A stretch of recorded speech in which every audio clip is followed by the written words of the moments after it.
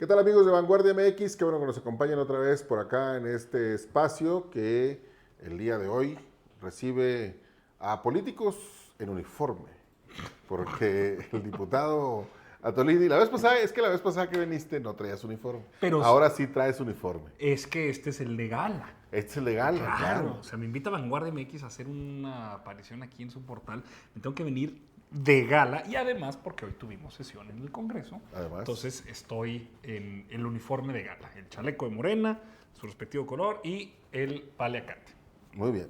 Bienvenido. Gracias por estar acá otra vez. Gracias, mi Carlos, por la invitación. última vez que estuve, bueno, no queremos hablar. Cuéntalo, No. dilo. Oye, Tolini, fuiste muy bien con Jericó la primera vez, ¿por qué ya no volviste a regresar? Oye, hubo muchos temas.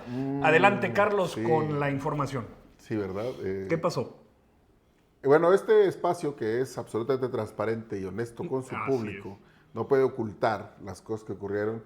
Son un incidente, pequeñito, digamos así, pero trivial, un detalle menor. A la gente ni quiere saber, hombre. Hombre, nada más no prendiste los micrófonos de la hora y media que pasamos Jericó, a quien le mandamos un saludo, y yo discutiendo la reforma judicial. Que se puso bueno. Que la verdad estuvo buenísimo. Es más, hasta por blooper suban un minuto sí, nada más sin el audio, para que vean cómo estábamos uno arriba del otro. La verdad fíjate que estuvo bien, no lo había pensado. Pero sí podríamos irse a hacer un reel ahí. Sí, de manotazos. De manotazos. Le pones una cancioncita y se acabó. Sí. Pero por eso es que no había estado antes en este espacio. Pero bueno, qué bueno que ya regresaste por acá. Ya, quemada, dicho eso, hemos superado esas diferencias, las desavenencias que hemos tenido. Espero que ahora sí esté prendido el micrófono. Ya lo revisamos, sí está muy bien. Sí. A tus órdenes, Carlos, qué gusto estar aquí. Oye, a ver, estamos en octubre ya. Ya. La vez pasada que habíamos hablado por acá y que el público sí se pudo enterar que estuviste por acá, pues todavía faltaba para llegar a la transición gubernamental. Todavía no estábamos en el nuevo gobierno, estábamos en el gobierno anterior, el de Andrés Manuel López Obrador, pero ahora ya estamos con Claudia Sheinbaum en la presidencia. No quiero reiterar algo que luego pudiera parecer un lugar común, aunque personalmente no creo que lo sea, pero se trata de un gobierno nuevo y un gobierno diferente, porque es la primera vez en nuestra historia. Creo que lo que la presidenta Sheinbaum dijo en la tribuna del Congreso de la Unión es algo relevante, al menos en los últimos 500 años. Nada más. Claro. No había habido una mujer al frente del Estado mexicano. Y más allá de que sea una figura política emanada del partido en el que tú militas, digamos, ¿cuál es porque tú eres politólogo, a lo mejor hay gente que no lo sabe, pues hay gente que pensará que no estudiaste, además. Pero dos carreras, además. Sí. Bueno, una de esas es politología, ciencias políticas. ¿Cuál es la lectura que tú haces de este momento de la historia nacional? Déjame, te lo contesto entonces en esos mismos términos. Primero, un recuento histórico. No solamente es la primera vez que hay una presidenta en el Estado mexicano. A ver, no hubo mujeres tlatoani, no hubo virreinas, no hubo hasta hace una semana una mujer presidenta del Estado mexicano. Entonces, en efecto, lo que dices no es una exageración retórica, sino que es la ruptura cultural quizá más importante en la historia desde que este pedazo de tierra es sociedad. Que llegue Claudia Sheinbaum al poder como mujer sí es un cambio importantísimo en la medida en la que la mitad de la población lo es y el último y más importante puesto de elección popular, donde el derecho a votar y ser votado no se había podido desbloquear para la mitad de la población hasta el 1 de octubre de 2024 con Claudia Sheinbaum. Luego viene la discusión y ahí sí ya entra un poco la evaluación de lo que la academia y la ciencia política siempre ha hecho cuando uno se enfoca en las acciones afirmativas, las minorías, los grupos vulnerables o simplemente todo aquello que se difiera de hombre blanco heterosexual dueño de capital, adulto mayor, que llega al poder. La pregunta prevalece. Cuando una persona de la comunidad LGBT llega al poder, ¿esta legisla o ejerce el poder a favor de su comunidad? Cuando una persona afroamericana en los Estados Unidos particularmente, que la literatura tiene mucho sobre ello, llega, ejecuta y ejerce el poder y legisla a favor de su comunidad, será entonces la llegada de Claudia Sheinbaum la reivindicación histórica que requiere las mujeres, que no es que sea un grupo vulnerable, sino que es un grupo históricamente discriminado. Entonces estará ella gobernando a favor de las mujeres. La respuesta es sí, porque No solo a favor de ellas, por cierto, pero sí con una, digamos, sensibilidad. un componente social muy Sí. importante, porque aquí es donde hace la diferencia. Somos lo mismo, pero no es igual. Somos lo mismo porque somos un movimiento obradorista que al llegar al poder nosotros seguimos reivindicando la más importante pieza de doctrina que tenemos, que es por el bien de todos, primero a los pobres. Solo que ahora con la doctora Claudia Sheinbaum y la presidenta, esta frase tiene, digamos, ¿No es un poquito exagerado decir que es una pieza de doctrina? es una pieza de doctrina, claro, porque siempre orienta en todo momento y en cualquier lugar el orden de prioridades indistinto de las condiciones en las que estemos en el ejercicio del poder. Por eso lo digo en términos de doctrina, porque está por encima de un plan particular. Siempre y en todo momento hay que llegar y favorecer a los más desprotegidos. Por eso, por el bien de todos, primero los pobres. Por eso en plano de doctrina. Pero con la doctora esto tiene otro tamiz, porque cuando tú revisas los datos, ¿quiénes son los pobres? Pues en realidad son las pobres rurales, racializadas, en condiciones indígenas, condiciones de pobreza. Entonces, menores de edad, niñas. menores de edad. Entonces, todas las capas de vulnerabilidad que específicamente una reivindicación tan potente como el hecho de que la doctora Claudia Sheinbaum, la primera mujer, llegue al poder, son consecuentes con el orden de prioridades que por doctrina hemos establecido, que por el bien de todos, Pero a ver, primero los pobres. Déjame nada más pedirte, antes de que... Yo sé que tú eres morenista, que eres miembro de un partido político, que traes el uniforme puesto permanentemente. Pero a ver, hagamos un esfuerzo antes de entrar en esa parte por verlo con un poco más de frialdad y a partir de tu formación profesional, ¿qué dice la ciencia política o la sociología respecto de lo que le pasa a las sociedades humanas cuando tienen este tipo de transiciones? No, pero a ver, este principio... Más allá de los... porque, a ver... Suena raro. Pero lo que quisiera ponderar antes, no estoy desvalorizando lo demás, pero quisiera ponderar antes es que independientemente de la ideología, ¿sí? El hecho de que sea mujer, la primera mujer, es ya un hecho relevante. Déjametelo... dado que insistes, déjame profundizo más. Por el bien de todos, primero los pobres, no lo inventó Andrés Manuel. Evidentemente es un planteamiento de la doctrina social de la Iglesia, es el planteamiento de la paradoja y la parábola del buen samaritano, muchas cosas. Pero en términos de academia y de discusión sociológica, esto es lo que John Rawls en 1971 logró esbozar en su principio llamado La justicia como equidad, en su obra magna de Una teoría de la justicia. ¿Y por qué era importante esto en la discusión política académica del mundo? Pues porque logró por primera vez reconciliar algo que desde Emmanuel Kant no había sido posible, que es cómo podemos establecer un principio de justicia que no sea predatorio de una visión particular y pueda sostenerse de manera racional. Entonces, John Rawls ahí construye lo que se llamó el principio de justicia como equidad y siempre establecido a partir de lo siguiente. Decía, algo es justo en la medida en la que cuando la sociedad está mejor, siempre lo haga también el más desfavorecido. ¿Cómo lograba interpretar esto? Le llamaba el velo de ignorancia. Y eso es, creo, lo más importante que ha logrado desarrollar la teoría política, la filosofía política, que era, si tú tuvieras la posibilidad de elegir, o digamos, de contemplar tu vida antes de todas las particularidades que te hacen lo que eres, mexicano, hombre, blanco, heterosexual, padre de familia, periodista, por hablar de tu caso, Carlos, o el mío, politólogo, y tú te pudieras ver desde atrás y te dijeran, ¿tú estarías de acuerdo en que si naces en Oaxaca, hijo de madre y padre indígena que no hablan español y sin la provisión de bienes y servicios, tú pudieras tener una vida que no se pudiera ejercer en libertad? Tú dirías, claro que no, espérame. Entonces, si antes de tomar en consideración qué condiciones de vida van a existir, claro que lo particular y específico afecta. Entonces, para poder resolver eso, El principio de justicia y el principio de doctrina, que además se justifica económicamente por todos los estudios posteriores de la nueva escuela de desarrollo, es que por el bien de todos, si algo tienes que entender que es económicamente viable, pero también por principio ético conveniente, es atender a los y a las más desfavorables. Se ha dado cuenta incluso que el modelo actual, en el modelo keynesiano de inversión pública, gasto gubernamental, de poner dinero circulante en la economía y no la austeridad, los recortes, las exenciones fiscales muy propio del modelo austriaco de la escuela conservadora, pues ha resultado mucho más conveniente por el crecimiento económico, el aumento del salario mínimo, las condiciones favorables macroeconómicas. Esto que hoy vivimos en México tiene un importante componente ético, me parece que es muy valioso respetar eso y reconocerlo, pero además los gringos tienen una excelente forma de definirlo.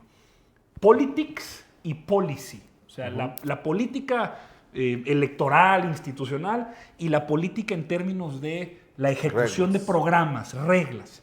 Es buena política pensar siempre en los pobres, pero también es buena policy atender a los más desfavorables, y ahí es donde meterle el dinero.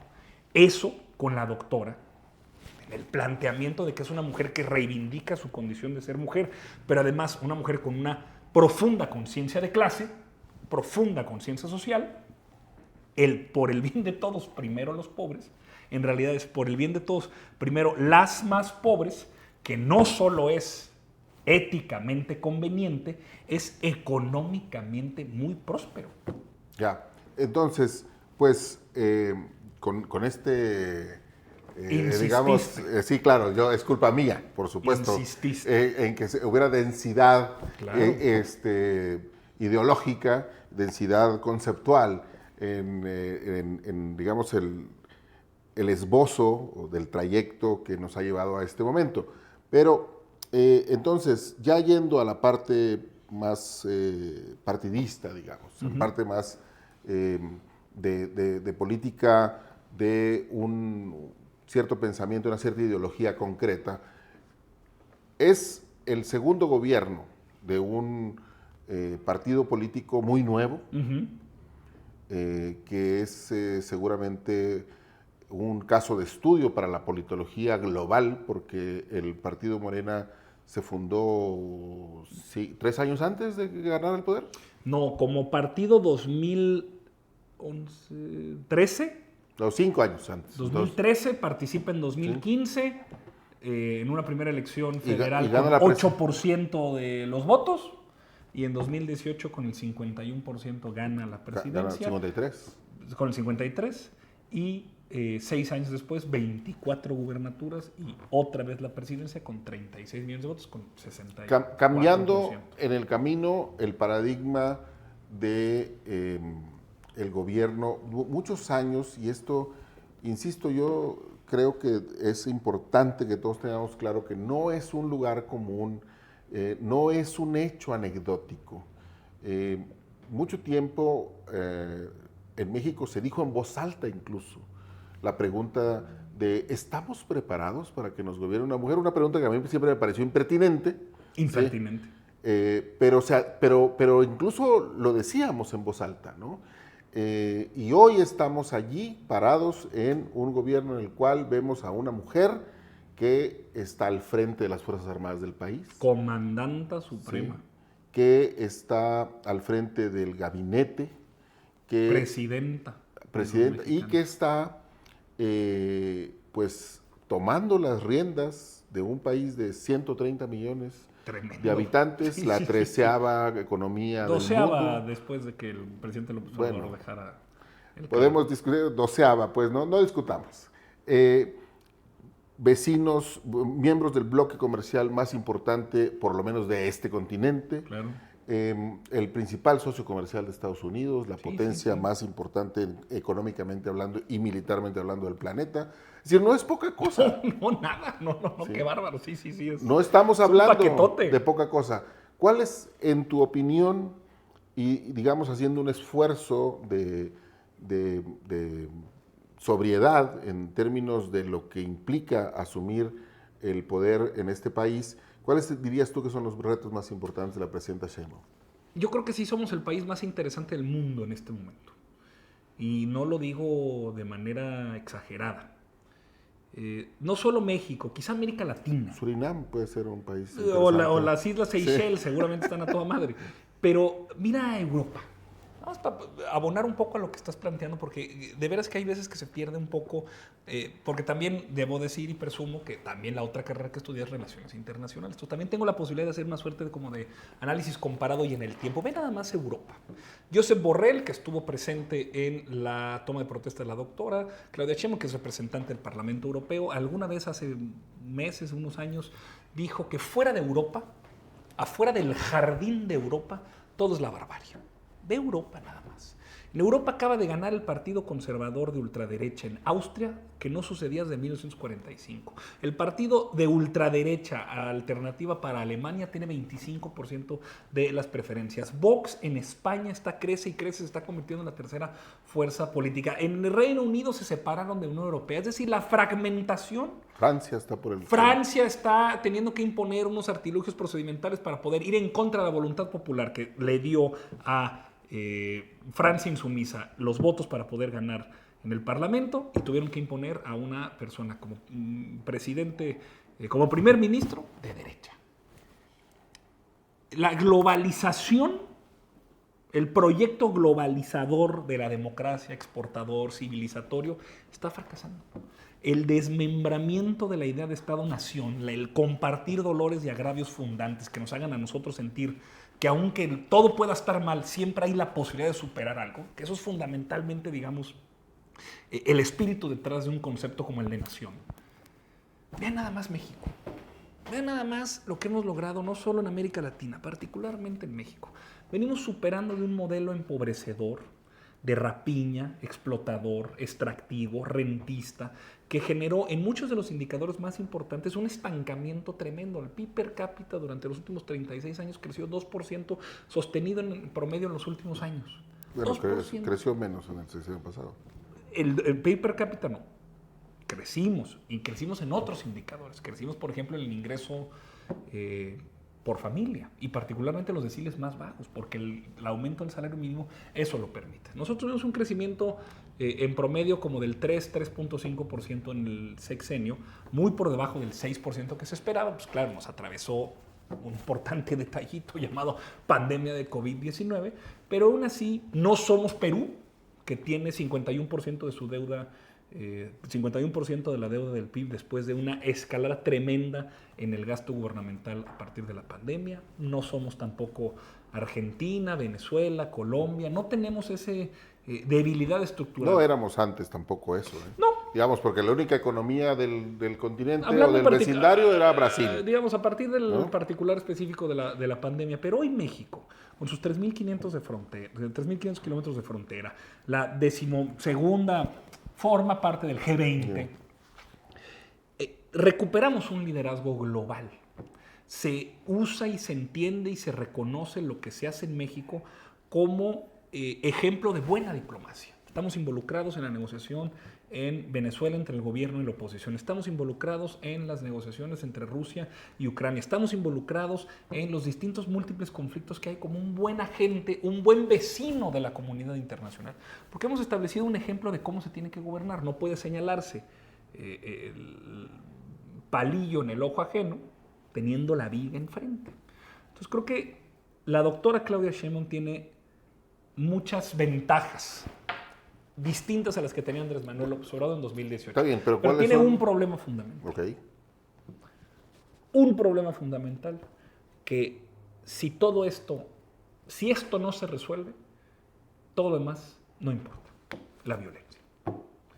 El problema fundamental que la doctora Claudia Sheinbaum enfrenta es la ruta hacia la pacificación del país. No estamos como en 2018, ni en el 12, ni en el 6. Sin embargo, el avance dolorosamente lento que ha tenido requiere un apretón de tuercas. Requiere tener una importantísima atención de todas las capacidades institucionales en materia de seguridad. Qué cosa fantástica anunció apenas hoy Una cosa que por como vi la prensa y por como vi la discusión pasó muy desapercibida. Todas las capacidades institucionales del gobierno federal, particularmente el Poder Ejecutivo, van a estar involucrados en proyectos de atención a las causas, prevención social y el hilvanamiento del tejido social. ¿Qué decía la doctora hoy en la mañanera? La Secretaría de Gobernación va a estar involucrada en Guanajuato para la atención a las adicciones, completa, para las adicciones de los jóvenes, que es el estado que mayor problema tiene. La Secretaría de Turismo va a estar involucrada completa en Guerrero para darle una vocación productiva a un estado muy lastimado, no solo por el clima, sino también por las condiciones geográficas y económicas. Ese planteamiento, que además, déjenme les cuento algo, Estela Damián, la persona que estuvo que ha sido nombrada la subsecretaria de Prevención en la Secretaría de Seguridad, fue la encargada de la estructura de defensa del voto de Morena.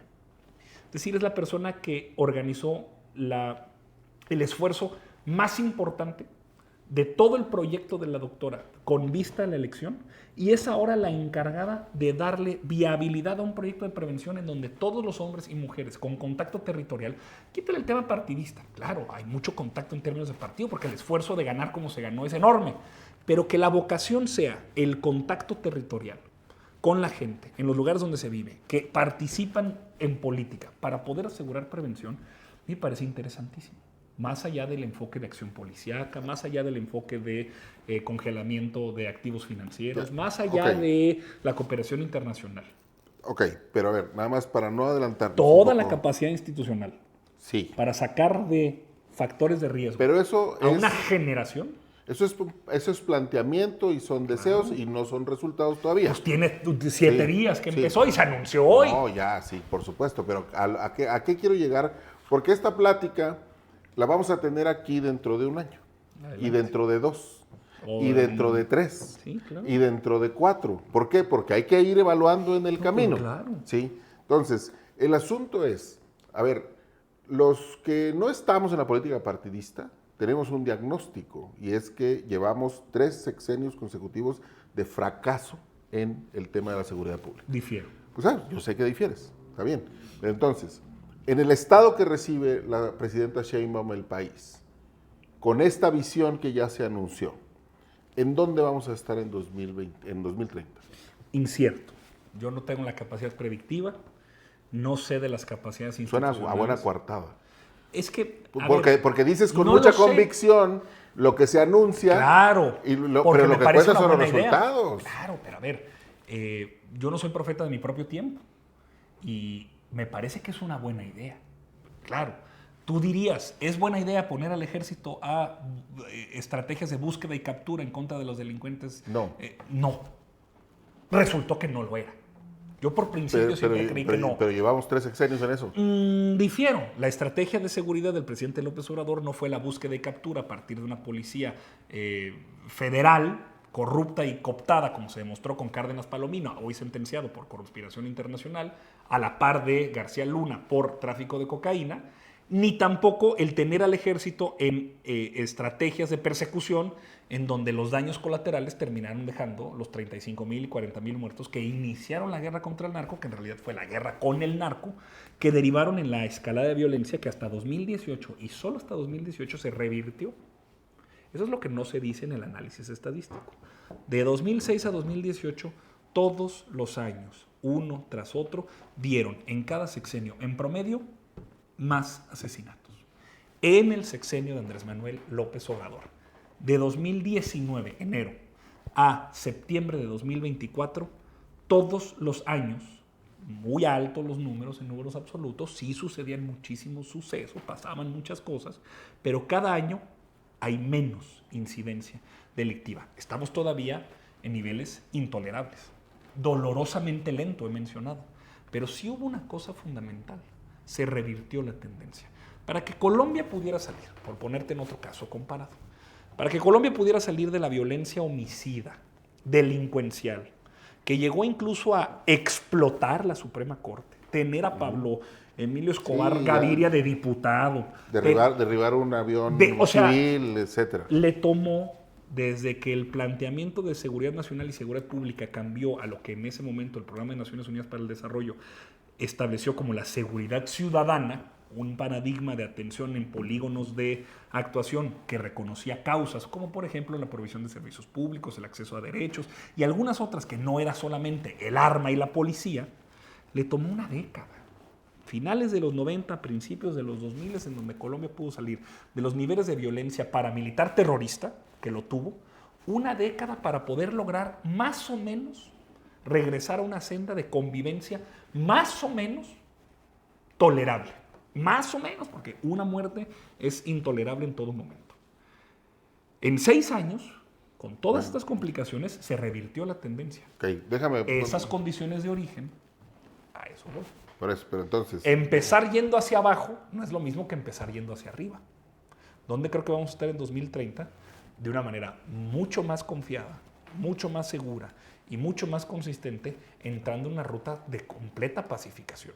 No de dolorosamente lenta, revertida, una reversión de tendencia. Eso es importante señalar. Empezar yendo hacia abajo, en la tendencia de homicidios por cada 100,000 habitantes, en una red de protección social que ya tiene a 30 millones de familias, en la construcción a la par de, por ejemplo, el IMSS Bienestar, o una Guardia Nacional que ya está escrita y le da permanencia a la Secretaría de Defensa Nacional, con una moneda sólida, con una inversión extranjera boyante y con una capacidad política de ejercer el poder, son completamente distintas a cuando Andrés Manuel llegó y enfrente de él había 27 gobernadores de oposición, 5 suyos.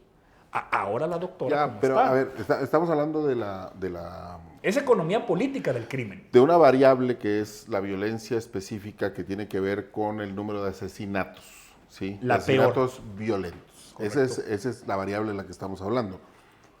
Pero es una variable que no se desarrolla homogéneamente en el país. Coahuila, por ejemplo, no está ahí según. Bueno, en esos números no. Excelente pregunta la que me haces. Sí. Si solamente nos enfocamos, ahora entremos a la caja negra del Estado. Si solamente nos enfocamos en la tasa de homicidios por cada 100,000 habitantes, en Coahuila tenemos excelentes resultados. ¿Por qué? Pues porque Torreón, Perla de la Laguna y sucursal del Paraíso, donde las llamadas al cielo son locales, en su momento fue la 5ª ciudad más violenta del planeta. Sí. Kabul, Damasco, Islamabad, Torreón, Acapulco, Tijuana.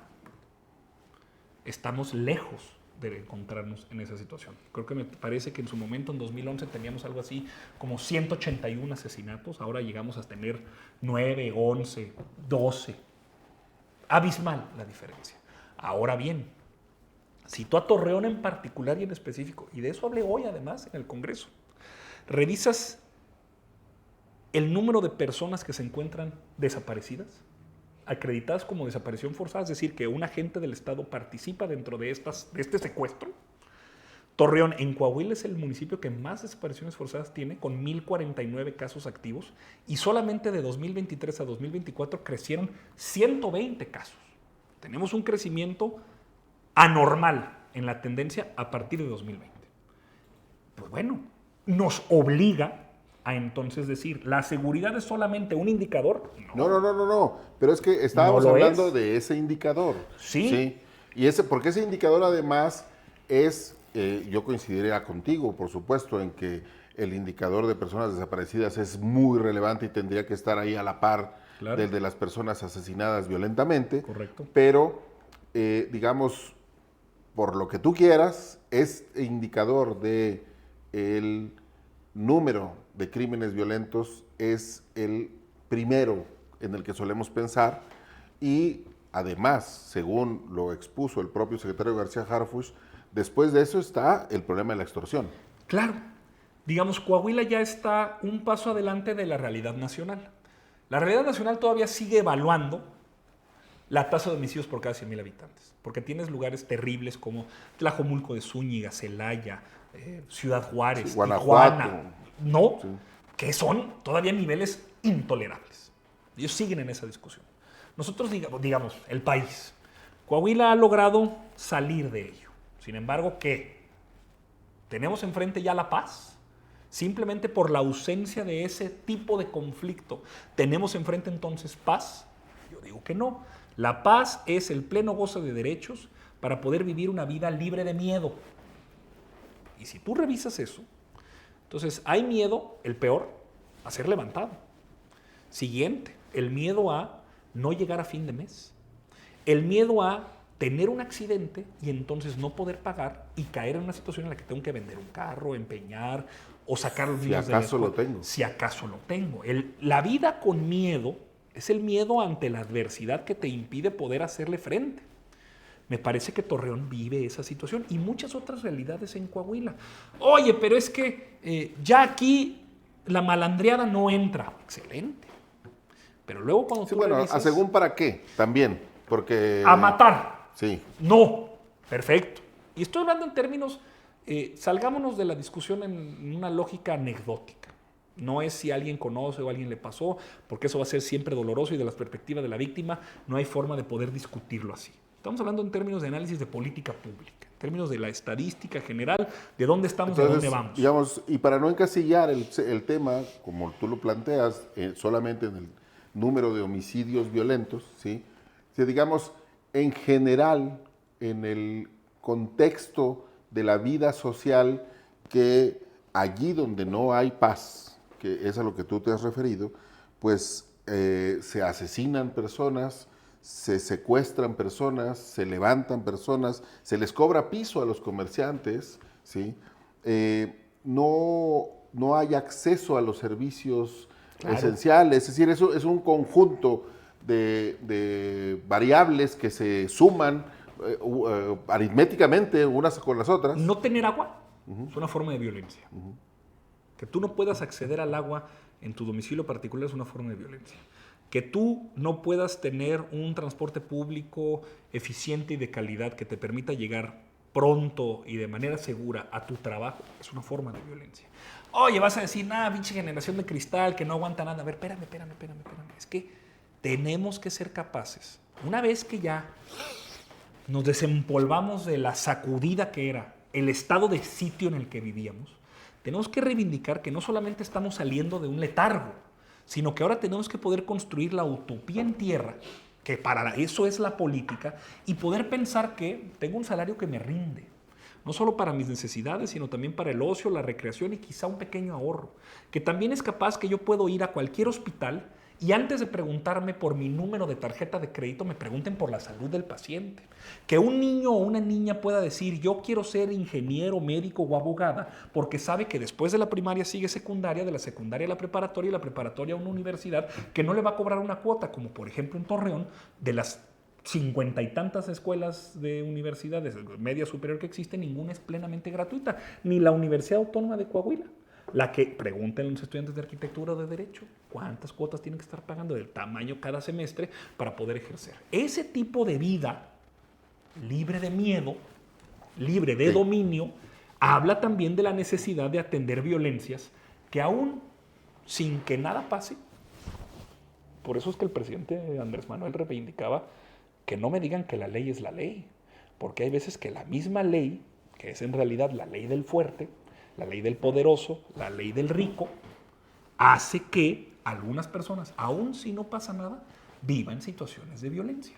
Pero entonces, para tratar un poco de amarrar los elementos que hemos estado comentando en esta charla, y el tema de cómo va a poder una persona que por primera vez no es un hombre, que precisamente por ello tiene una sensibilidad diferente, que tiene unos lentes para ver la realidad que no son los que se han utilizado permanentemente desde el poder.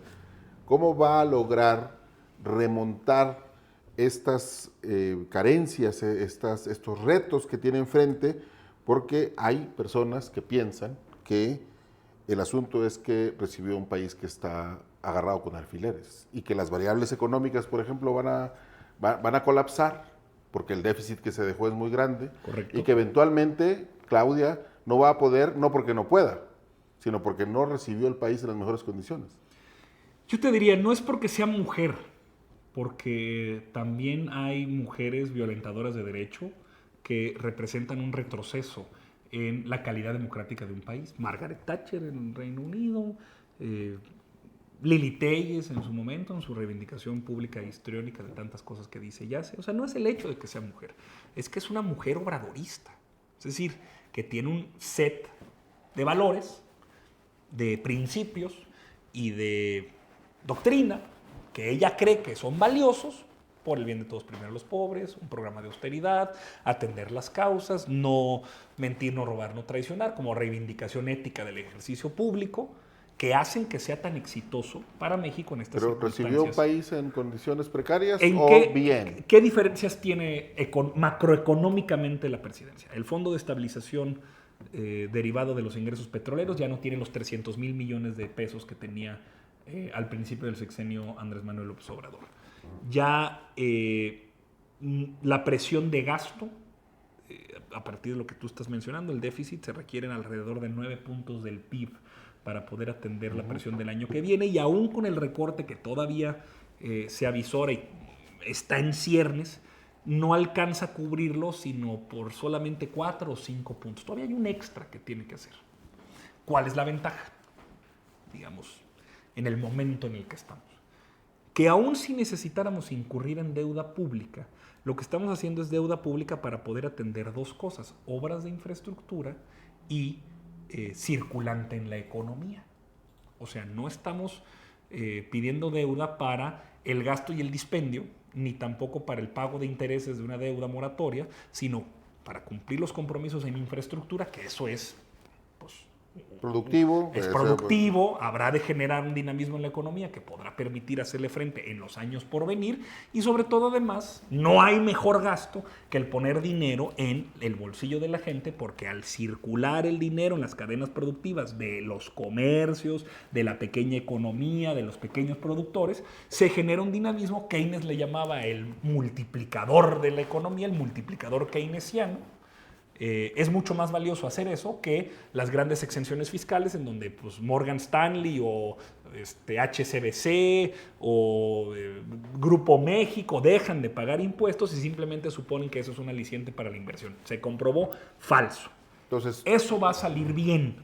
En ese sentido, pues tú no tienes preocupaciones. No, las tengo. Solo que tengo, digamos, más allá de las vibraciones particulares de la coyuntura, aplico un principio que aplica para los obradoristas. En nuestro reloj no suenan las horas, suenan los años. Bien. Estamos pensando a largo plazo. Bueno, déjame cambiarlo. ¿Eres optimista? Soy sí, optimista. Optimista, ok. Esperanza. Bien, entonces, habiendo hablado ya de este asunto general, vayamos a Coahuila. Justo en estas últimas horas se ha discutido públicamente este asunto de que el gobernador de Coahuila, Manolo Jiménez, se reúna con ustedes, con los morenistas, con los legisladores de oposición. ¿Eso qué tipo de puentes va a construir? Primero hay que hablarlo en términos comparados. ¿O no se trata de construir puentes? No, pues claro, o sea, se hace política para la negociación y el acuerdo. La política fundamentalmente es resolver.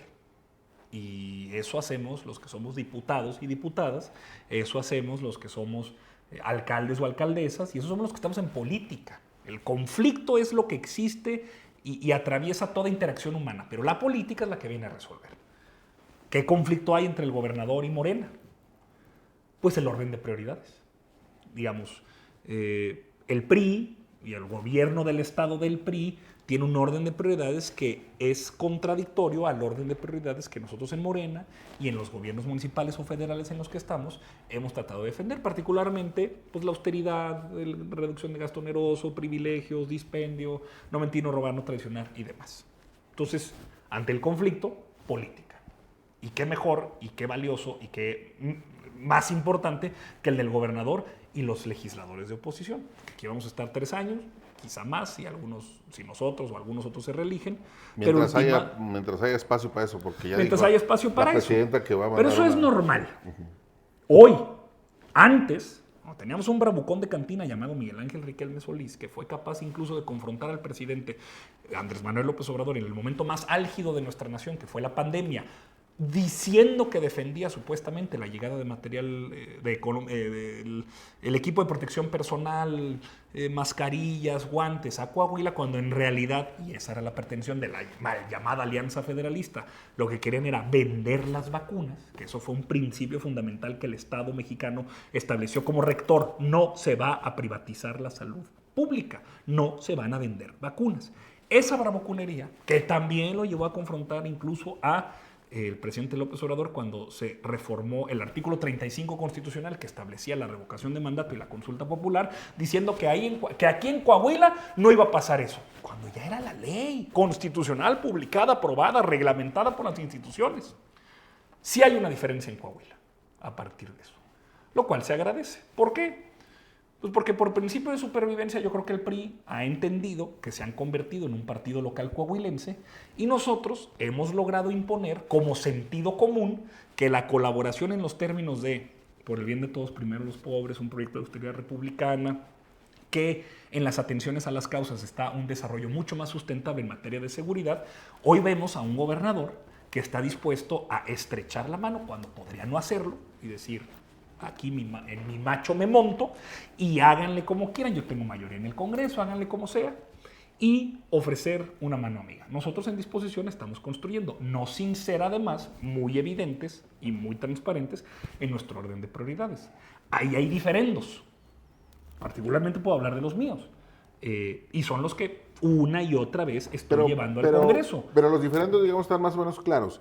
No, ¿cuáles son los puentes digamos, que van a construir? ¿Para dónde en la parte positiva de hacer política que ya mencionaste? ¿Dónde puedo dar cuenta de que tuvimos un puente extraordinario? Y bien hecho, en los trenes. Presento un punto de acuerdo en el Congreso para dar cuenta. Fue rechazado. Lo presenta tu servidor en el Congreso del Estado para dar cuenta de que en el Plan Nacional Ferroviario no se incorporaba formalmente ni a Torreón ni a Saltillo. Rechaza los diputados del PAN y del PRI que eso suceda porque, no sé, no les gustó, no les cayó bien, querían llevarse la medallita. Lo hiciste mal, dijeron. Lo hice mal, dijeron, porque estaba yo exhortando. Te regañaron incluso ahí. Me regañaron, me ningunearon, me bajonearon, me dijeron que yo era un pobre tonto, que no tenía idea de técnica legislativa, que cómo se me ocurría a mí hacer un exhorto, imagínate, a los diputados federales electos para poder gestionar en el Plan Nacional Ferroviario y a la Secretaría de Comunicaciones y al gobierno federal a Saltillo como una estación. Me ningunearon, me maltrataron, me dijeron de que me iba a morir. 3 semanas después, el gobernador se reúne con la doctora Claudia Sheinbaum, yo haciendo mi trabajo político para dar cuenta de esta situación, tanto con el gobierno del Estado como con el gobierno de la República, e inmediatamente después de la reunión, y ya ahora públicamente en el Zócalo, el día que asume la doctora, se menciona claramente que Saltillo tendrá una estación del tren incorporada en el Plan Nacional Ferroviario. ¿Triunfó la política? Sí, por supuesto. ¿Qué más? ¿A beneficio de quién? Pues de 1 millón de personas que viven en Saltillo y que van a tener una conectividad con la Ciudad de México, Nuevo Laredo. Tenemos también un proyecto de rehabilitación, por ejemplo, de la carretera 57. Importantísimo, la columna vertebral de nuestra conectividad de sur a norte, y la doctora Claudia Sheinbaum ha establecido como compromiso fundamental primigenio atender esa vialidad, pero además hacerlo en consonancia de esta otra vialidad para poder tener la capacidad de transporte en distintas vías. Y en eso, por ejemplo, en ese proyecto específico, ¿qué papel juegan los diputados locales de Morena? Bueno, nosotros tenemos, en particular mi caso, nosotros tenemos mucho mayor conocimiento de cómo está el entramado al interior del gobierno, ¿no?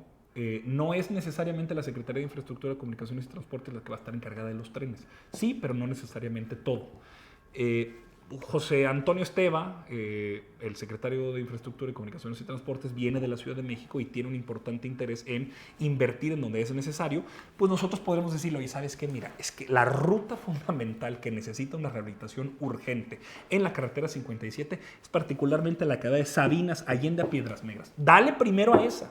Porque aunque la parte de Monclova saliendo en Saltillo y la parte de Los Chorros, que ahora tiene todo este problema del tope que pusieron y las largas carreteras que hay, nosotros tenemos la capacidad de poder colaborar y decir: en el área de atención prioritaria de tu proyecto, por favor, siendo nosotros locales y en el ejercicio de nuestra representación, atiende este primer espacio.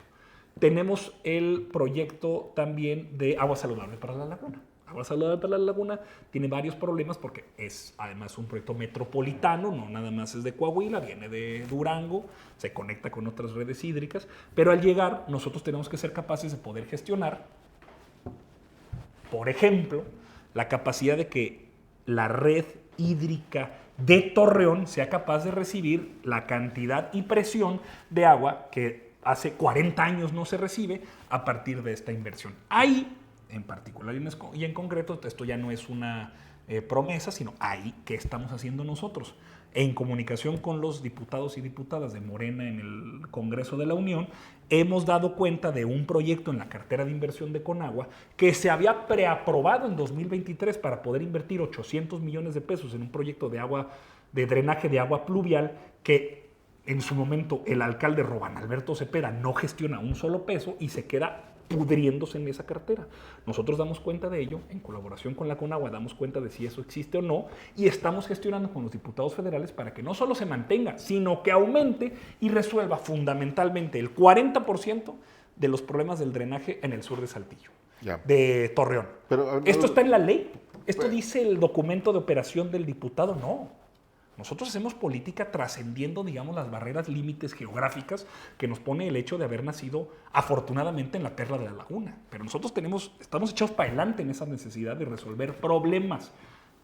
El gobernador parece ser, hoy y ayer, no sé mañana, pero hoy y ayer, muy dispuesto a colaborar con la doctora Claudia Sheinbaum para que todo esto que te mencioné se logre aceptar. Pues vamos a ser los primeros en decir que sí. Pues claro, una inversión de este tamaño de gobierno federal en Coahuila, tontos seríamos diciendo que no. Pero, a ver, soy de lento aprendizaje, Antonio. Adelante. Y no termino de quedarme claro cómo es que el gobierno de Coahuila y los legisladores morenistas de Coahuila colaborarían. Va a haber una serie de reuniones periódicas, habrá un documento donde se pongan compromisos, o sea, un calendario para impulsar cosas juntos. Un juego de dominó los jueves, tercer jueves de cada mes. ¿Cómo se va eso materialmente? ¿En qué se va a traducir? Yo te diría, enfrente que tenemos la discusión del presupuesto. El presupuesto estatal de Coahuila. El que ya se tiene que mandar pronto al Congreso. Ya tiene que el Congreso dar cuenta pronto. Pues ahí veremos. ¿Cuánta participación estatal vamos a poder incorporar para los proyectos de infraestructura federales? ¿Cuánta preparación? Déjame te pongo el tema del tren. Oye, a ver, la estación del tren, la de Torreón está complicada, pero vamos a hablar de la de Saltillo. Oye, la de Saltillo, pues vaya chambita que se necesita rehabilitar los durmientes, las vías, la llegada, las rutas y sobre todo también pues la estación misma. Oye, pues si te dice el gobierno de la República, de la doctora Claudia Sheinbaum, presidenta de México, oye, yo te pongo 95% del proyecto, nada más échame la mano, que el 5% de la rehabilitación para que esta estación pueda funcionar y ahí tengas, no sé, una escuela de música, ¿te puedes hacer cargo tú? Pues ahí nosotros tendremos entonces que negociar con el gobierno del estado si eso es o no posible y en qué medida la presión de gasto se resuelve. Hay mucho espacio para la política. Reuniones periódicas, un documento, una partida de dominó cubano, no está así, digamos. El Congreso, carnita asada. Carnitas, no hay así. A ver, juego del cuando santo. Yo he solicitado reuniones con el gobierno del estado. Reuniones en el Estadio Madero para ver a los zaraperos. No.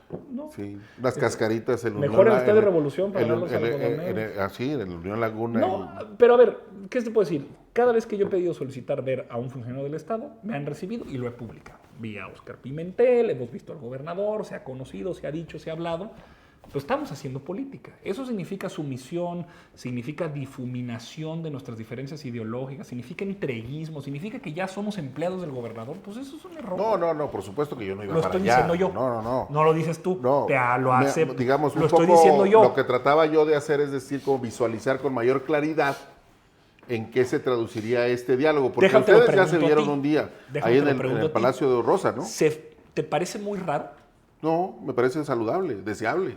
Claro. Sí, por supuesto. O sea, me sorprende porque sí hubo quien tuvo en especial interés en señalar qué hacían los diputados de Morena en el Palacio Rosa. A ver, pues estábamos la presidenta de la Junta de Gobierno, el secretario de Gobierno, el gobernador y los 5 diputados de la mano de la coordinadora que fue ella quien estuvo convocada, Magali Hernández. Pues me parece una reunión civilizada de grupos políticos con el gobernador del estado planteando una ruta de trabajo en conjunto, que eso además hicimos. Déjame plantearlo de otra manera, quizá para ser un poco más claro. Por ejemplo, los últimos 6 años, algunas de las cosas que se discutieron en Coahuila fue que los legisladores federales, representantes de los coahuilenses, pues no parecían muy interesados en defender los intereses de los coahuilenses en materia presupuestal, por ejemplo. ¿Eso podría ocurrir ahora? Déjame desmonto ese mito, porque los recortes presupuestales que Coahuila ha recibido y que habrá de seguir recibiendo se dan a partir de recortes en los ramos 33 y 28 que forman parte de las aportaciones federales. Es decir, no es solo Coahuila, sino son muchos otros estados, casi que todos, solo algunos La Ciudad de pocos México no, reciben por mal, ejemplo. algunos pocos no, están recibiendo menos dinero de lo que anteriormente estaban acostumbrados, porque eso además... No, menos dinero del que aprueba el Congreso. Pero es que el presupuesto, recuerda que como presupuesto, luego debe revisarse y legalmente existe la posibilidad de revisar gasto ejercido. Uno te dice, esto es lo que está presupuestado y al final, ¿cuánto se ejerce? Pues en las vicisitudes de una economía global de mercado abierta, pues sucede que a veces ciertos commodities, particularmente el petróleo, que depende de la economía el 40%, Pero no pues a veces vende más, a veces vende menos. Pero no ha sido un problema de menos recaudación. No, es menos ingreso, Al porque contrario, no es recaudación fiscal. el gobierno ha presumido pero además, que ha son recaudado más. reducciones de, por ejemplo, la última reducción es del 3%. Bueno, si lo ves De así, la- porcentaje claro, sí, son pero 3,000 son millones miles pesos. de millones. Es correcto. Yo te haría un revire. ¿Cuánto dinero ha dejado de gastar el gobierno del Estado a partir de una reestructuración del gasto o financiera propia, una vez que ve que papá Federación, en este caso mamá Federación, no va a mandar el dinero que esperaba? O sea, a ver, hagamos política. Frente a la realidad, ¿qué? ¿Nos peleamos con ella? Ya no hay lana. Va. ¿Qué hace el gobierno de la República? Pero otra vez, yo estaba hablando de esta relación que puede ser muy Pero fructífera. es que eso no es... Esto que te estoy planteando, ¿a qué iba con esto? Escapa la discusión particular del presupuesto de egresos de la Federación. Y además, en el presupuesto de egresos de la Federación hubo un proyecto llamado Agua Saludable para la Laguna que tenía 13,000 millones de pesos en un proyecto como nunca se le había ejercido en Coahuila en 40 años. Te pongo otro ejemplo. La carretera de Derramadero. Allí la gente que trabaja en Derramadero, que son miles de personas, decenas de miles de personas, tienen un problema que tú calificaste, y creo que estás en lo correcto hace rato, de violencia incluso. Claro. ¿Sí? Porque tardan un montonal de tiempo en ir a sus trabajos y regresar. 3 años consecutivos estuvo allí en el presupuesto federal el dinero supuestamente para hacer esa obra de ampliación que se requiere y no se hizo. Claro. Esta nueva disposición que hay de negociación podría ser el puente para que obras como esas se hagan. Nada más que, ahora sí que no nos endilguen, ¿cómo llaman? La bolsa del muerto. Espérame, pues todos los problemas que en Saltillo prevalecen, particularmente este que mencionas, Ramos Arizpe, o la zona conurbada de Saltillo, pues en ese sentido, pues ¿quién sería el primer responsable en el ejercicio presupuestal de ese proyecto? Pues los diputados federales. Le hablemos a nuestro compañero Jericó, que ha estado en esta mesa, que es diputado federal reelecto. ¿Y quién era el otro diputado federal? Es el Distrito 4. Bueno. Jaime Bueno. Bueno, Jaime Bueno, muchas gracias.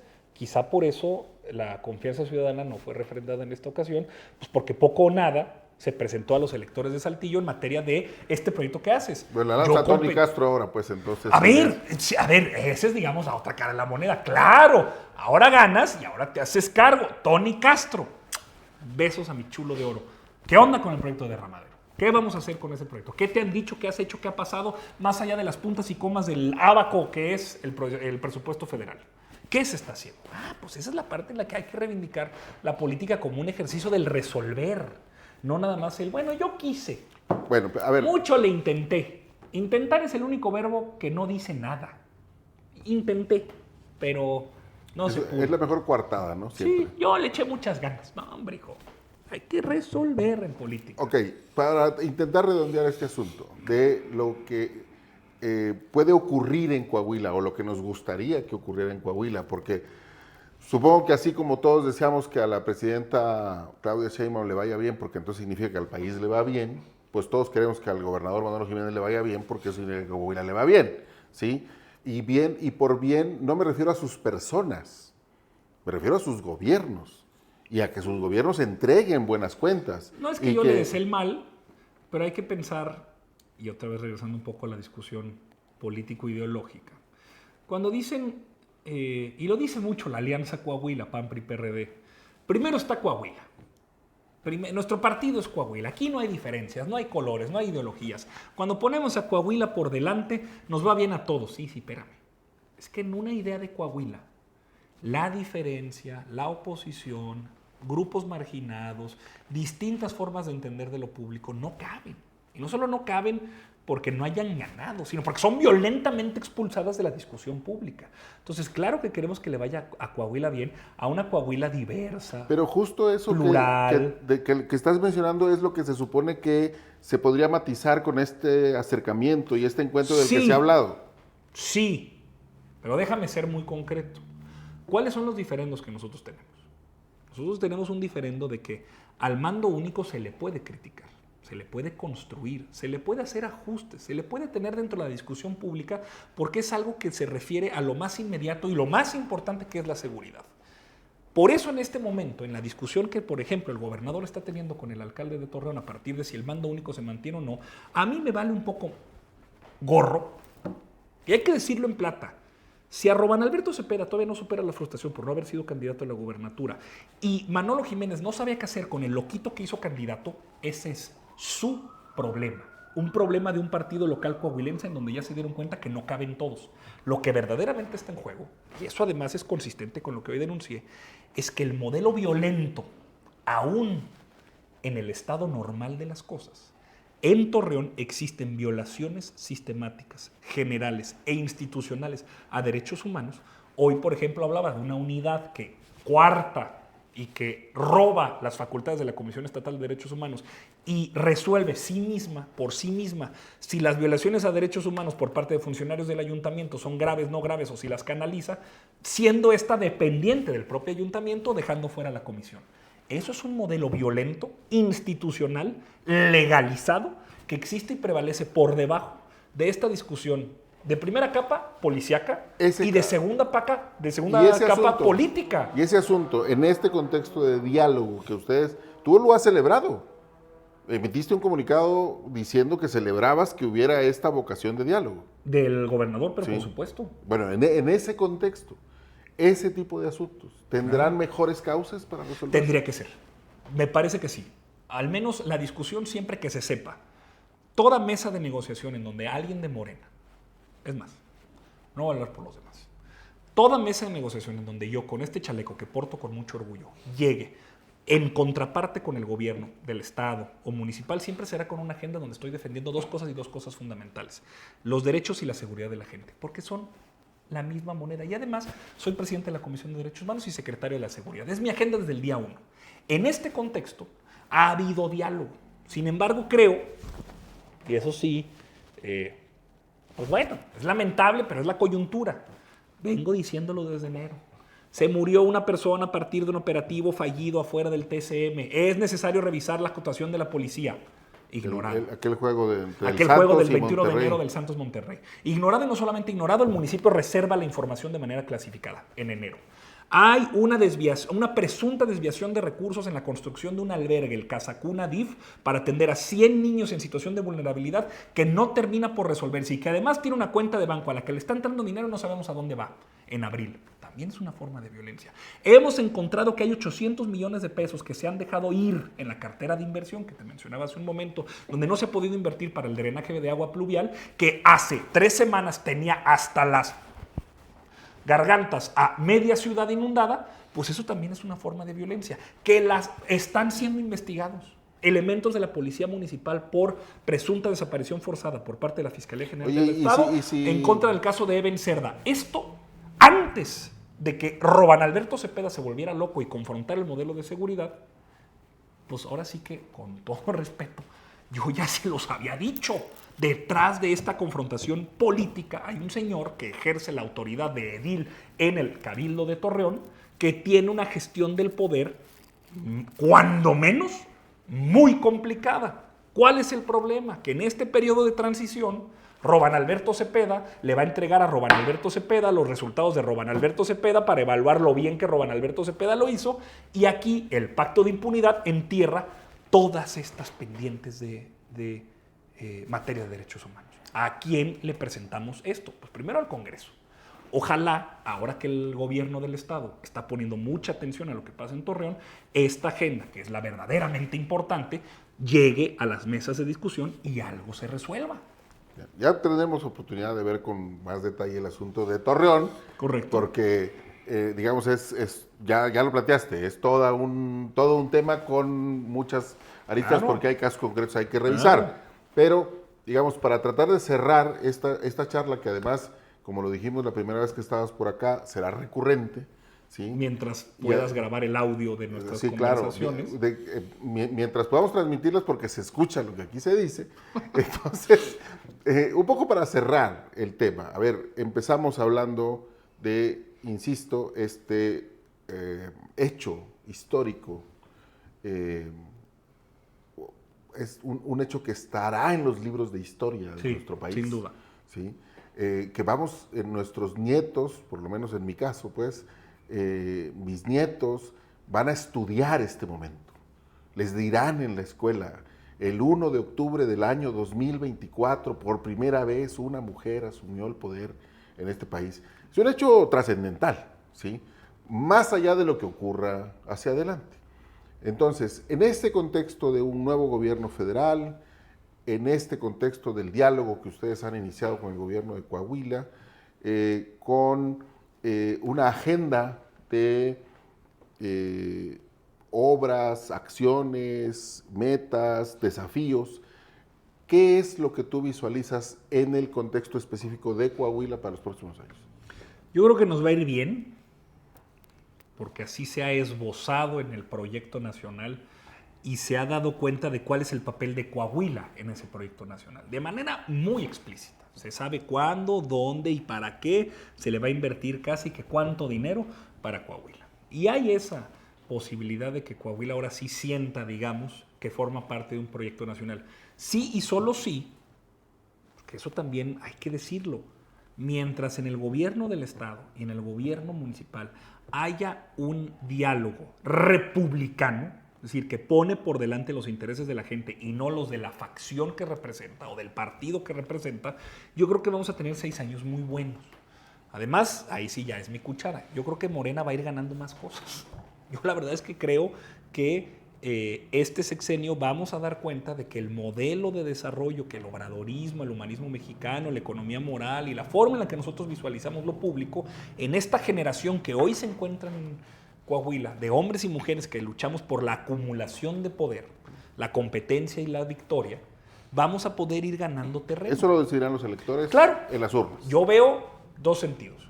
Coahuila no es el último resquicio del autoritarismo nacional, porque vamos a ganar más pronto que tarde, y lo vamos a hacer a punta de desarrollo regional, a punta de desarrollo de infraestructura, a punta de la ampliación de la cobertura, a punta de ampliación de derechos y a punta de decirle a la gente, así como se gobierna en muchos otros lugares, particularmente en la Ciudad de México, Sonora, otros lugares de los que nos sentimos muy orgullosos, vamos a poder lograr que en Coahuila haya un obradorismo en clave coahuilense que le va a hacer sentido a la mayoría. Mientras no está los condicionado habitantes. que le vaya bien al Estado a que eso pase. No, es que es casi que es lo que te estoy anunciando que va a pasar. O sea, no es un tema de que Morena vaya aquí a controlar, pues si no somos el PRI, nosotros pensamos que para que nos vaya bien a todos, primero están los pobres, pero son todos a los que nos tienen que ir bien. No es un tema de condicionamiento, así lo augura la doctora, y yo, de manera estratégica y también político-partidista, creo que eso a la larga nos va a dar mucho rédito electoral, político, y a la gente le va a ir muy bien aquí en Coahuila. Pues esperemos que le vaya bien a la gente en Coahuila y luego ya cuando le toque estar en la mampara y decidir qué partido cruce la boleta, claro. Pues que tome su decisión y que decida por cuál partido, por Claro. cuál candidata o candidato vota. Aquí en esta mesa vamos a seguir. No entonces, puedo evaluando. no dejar meter mi cuchara. Sí, no, pues sí. Orgullosamente militante de Morena. Ya sabíamos que eras de Morena antes de invitarte al Pues programa. para que no se les olvide, para que sepan aquí. Y pues como siempre, Antonio, te agradezco mucho que has estado por acá. Muchas gracias, Y Carlos. estás invitado, por supuesto, ya dijimos, vamos a estar revisando por lo menos anualmente el contexto, Sí. el contexto general. Claro. El contexto Hagámoslo general. cada 3 meses, con como más, lo hacían los informes. con más frecuencia, otras cosas. Sí, aquí en la coyuntura. De la agenda local, Claro. sobre todo, de la coyuntura, ¿sí? Y de esto que honestamente a mí me parece súper interesante, lo del diálogo que ustedes han planteado, que pues no me queda muy claro todavía cómo, yo no tengo problema lo que es. con que fuera carnita asada, ¿eh? Nada más invítenme, dirás. Acá, no, incluso que no nos inviten, con que las cosas salgan bien, Pues ¿sí? sí. Porque acá en el norte, pues luego los mejores acuerdos se construyen en torno a una buena Un asador, fogata, un asador. ¿sí? Entonces, No, pues, es lo que es. No hay gato encerrado. No tiene que. Es lo que es. Pero sí es importante que se dé cuenta de que quizá, la idea de pensar solo en el hoy, en la coyuntura, en lo específico, en lo que hoy vi, nos está obnubilando y haciendo perder de vista el hecho de que para nosotros, en nuestros relojes, marcan los años, no las horas, y estamos pensando a futuro. Antonio Tonini Murra, diputado local de Morena en el Congreso de Coahuila. Gracias Gracias otra a ti, vez Carlos. por estar con nosotros y gracias a usted que hace el favor de acompañarnos. Por aquí nos vemos en la próxima.